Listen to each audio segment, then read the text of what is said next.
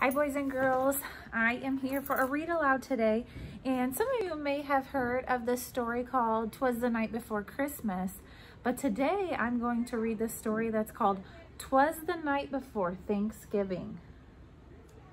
So maybe you'll notice some similarities with this story and the "'Twas the Night Before Christmas" story.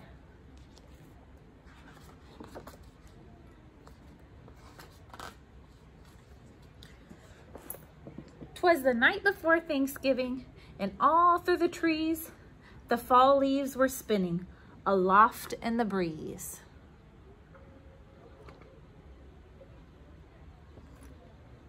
8 children had boarded their school bus with grins in hopes that the field trip soon would begin."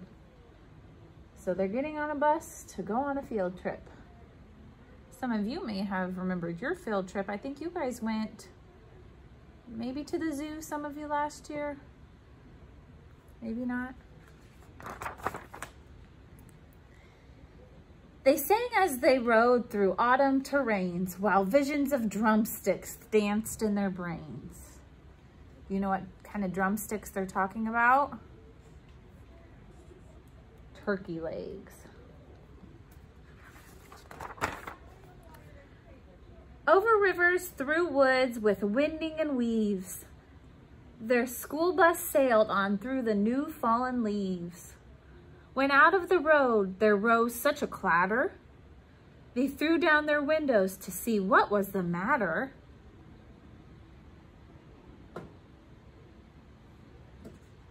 Right here it says, "Turkey Farm," with the arrow pointing that way. Uh-oh. When what with their wondering eyes should they see but a miniature farm and 8 tiny turkey. A little old man, so lively and rugged, they knew in a moment it was Farmer Mac Nugget.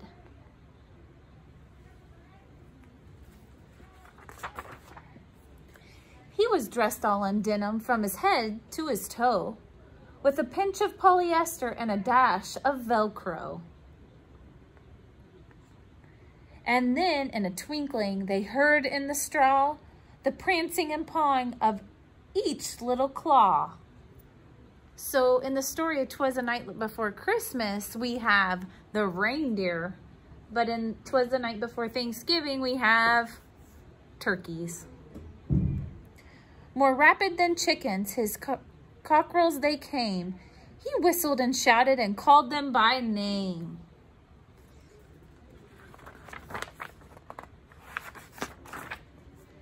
Now Ollie, now Stanley, now Larry and Mo, on Wally, on Beaver, on Chimp and Groucho. The turkeys were chunky with smiley beaked faces, and they greeted the children with downy embraces. So an embrace is kind of like a hug. They got a hug there.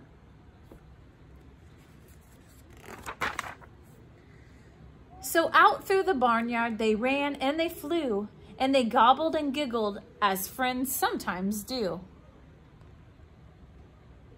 That looks like a fun time. Then somebody spotted an axe by the door, and she asked Farmer Nugget what it was for. With a blink of his eye and a twist of his head, the old farmer told a grim tale of dread. Uh-oh.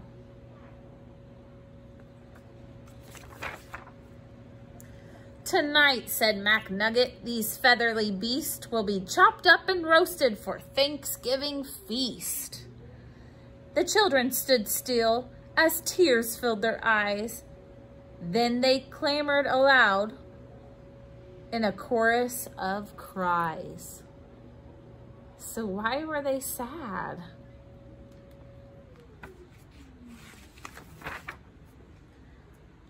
"Oh dear," cracked Mac Nugget, "now what shall I do?" So he dashed to the well, and the teacher went too.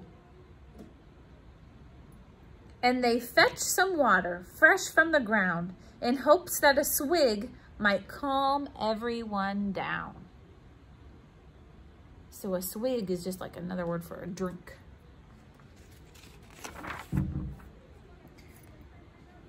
And when they turned to quiet the matter, the children were calmer and mysteriously fatter. What are they doing, those kids? The boys and the girls drank up their drinks in the hay, then thanked old Mac Nugget and waddled away. What are they waddling for? What's under those shirts?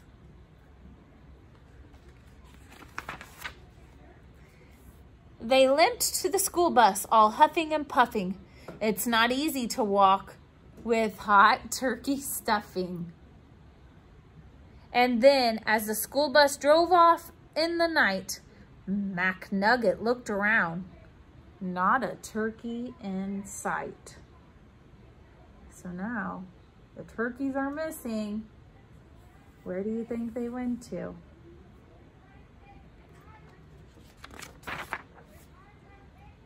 "'Twas the night before Thanksgiving, and the stars up above shone down on a school bus abounding with love."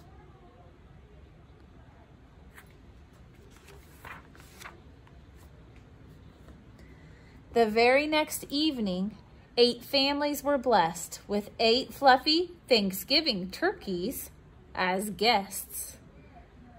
They feasted on veggies with jelly and toast, and everyone was thankful, the turkeys the most.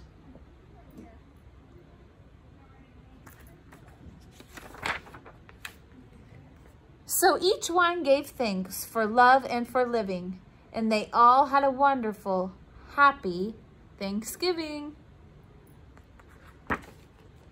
So I hope you were able to recognize some of the similarities between this book and 'Twas the Night Before Christmas. And maybe next month we'll read the 'Twas Night Before Christmas.